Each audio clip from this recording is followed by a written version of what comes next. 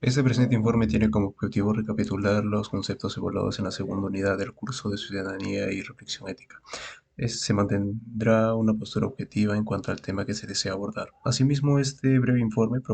propondrá soluciones para situaciones problemáticas éticas relacionadas al mismo tiempo con una realidad multicultural, siempre bajo los estándares de los conceptos trabajados en esta unidad. Por ejemplo, se abordará temas relacionados a la multiculturalidad e interculturalidad ciudadana, ciudadanía intercultural, Estado de Derecho y entre otros. Dicho esto, una de las principales preguntas a responder en este presente ensayo será la siguiente: ¿existe algún tipo de discriminación racial por parte de las autoridades del Perú a comunidades que representan la minoría, tales como las indígenas del sur del país? Bueno, en cuanto a este tema, considero que es un asunto sumamente delicado de tratar, ya que no solo involucra aspectos legislativos, sino también aspectos que cubren la moralidad humana del ciudadano. Para ello se nos ha presentado un artículo informativo de la revista CNN,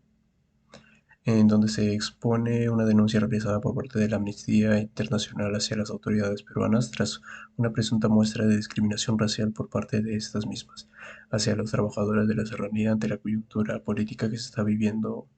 el país tras la destitución del expresidente de la nación. En primer lugar, tenemos que hacer énfasis en los antecedentes que conllevaron a la confrontación de las autoridades contra las protestas de los simpatizantes del expresidente Pedro Castillo Terrones. El entonces presidente, representante del Partido de Perú Libre, popularmente conocido como el Lapicito, decidió dar un golpe de Estado a uno de los poderes de la nación, es decir, al Congreso. Esto condujo a que las autoridades lo tomaran bajo arresto,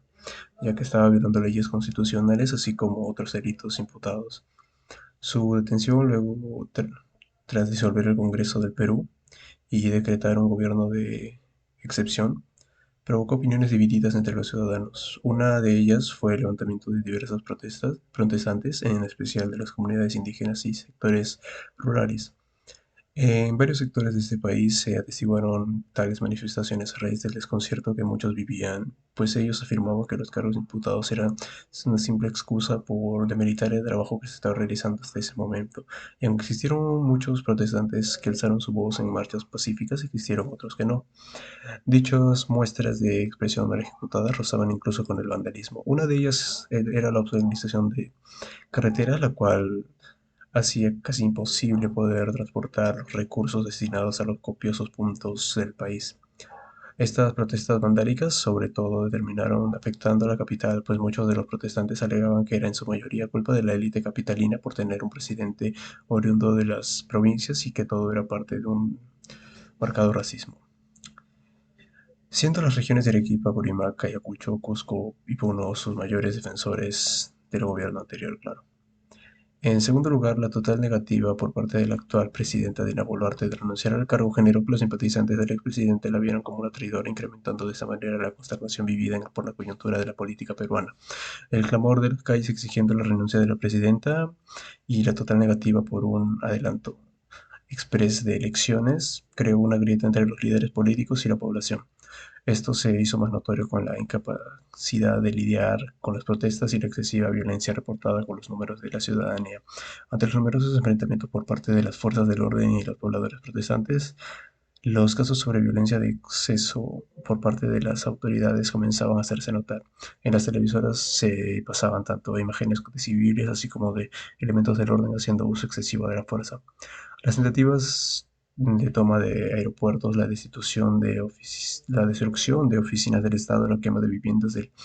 los miembros del Congreso, el asesinato de un policía quemado vivo y de bloqueos dados en las carreteras en diferentes sitios del país solo sirvieron para aumentar la penosa situación que se estaba viviendo en el país, así como la negligencia con la que el Estado peruano hacía uso de sus capacidades para controlar la situación y la alza de violencia. En conclusión, creo que es erróneo pensar que solo las fuerzas del orden eran las principales, eran las únicas que hacían el uso indiscriminado de la fuerza, puesto que existen evidencias suficientes que respaldan que, al igual que los protestantes, los miembros de las fuerzas del orden también resultaban dañados por los mismos protestantes. Es así como, si bien existió un uso desmesurado por parte de la policía, así como otros miembros de las fuerzas del orden, No hay que olvidar que la crueldad y el salvajismo también se vio por parte de los protestantes, pues cometieron innumerables actos que lo catalogarían como actos que rozan con el terrorismo. Sin embargo, las mayores culpables de la situación que se estaba viviendo en ese país, en el país, así como las vidas perdidas de los daños de propiedad privada y de Estado y las vidas de personas, no son ni más ni menos que los mismos miembros gobernantes, pues dado su mediocridad a la hora de disponer y hacer algo para solucionar el escenario, no hacían más que brindar discursos sin ninguna muestra de soluciones en la que parte de los protestantes quedase satisfecha. Por último, hay que decir que la discriminación es un tema que se debe evaluar más a profundidad y tomar estos temas con más importancia, pues así como se ha vivido una